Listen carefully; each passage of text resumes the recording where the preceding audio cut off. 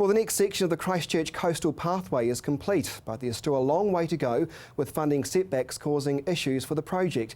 And that project stretches from Mount Pleasant to Sumner. Here's Jared McCulloch.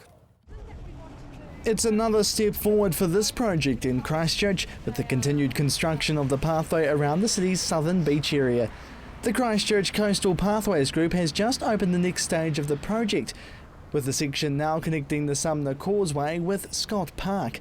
And a representative from the group says she's happy with the progress. It always takes longer than we think, but we can see a light at the end of the tunnel. The first stretch of the course sees the road being turned into 3 lanes for traffic, with the start of the pathway coming off the Ferrymead Bridge. In between the pathway and the road is a sort of rain garden that filters all the runoff, makes sure that we mitigate, the effect of anything that could be bad for the estuary.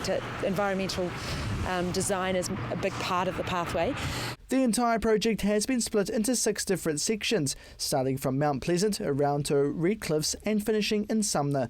But it has struck a bit of a problem, with Coastal Pathways missing out with extra funding from the government in the latest round of Crown Cash.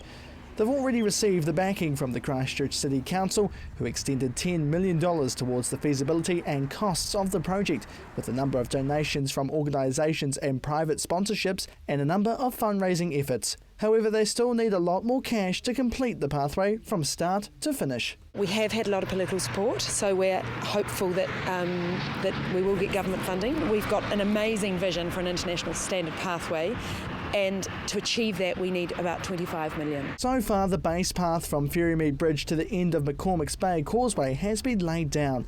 Further around, power lines have been moved underground from the Red Cliffs village to Monks Bay. And also construction is continuing for the pathway around Beachville Road to the village, commitment from the council and Fulton Hogan.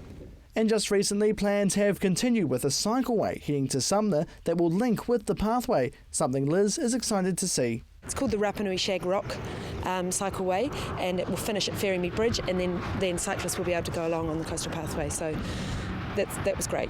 The main focus for the organisation is to continue getting the base pathway down before they move on to adding features such as furniture and a redesigned wharf for the public to use. We probably need another 10 or so from government, or at least some government funding, and then the Coastal Pathway Group are really committed to raising money for the structures and the design features and the things that will make it an amazing place to be. The group is working alongside Skirt to get the job done at the same time as they repair roads. The next step is the Beachville area near the Christchurch Yacht Club, expected to be completed by this time next year.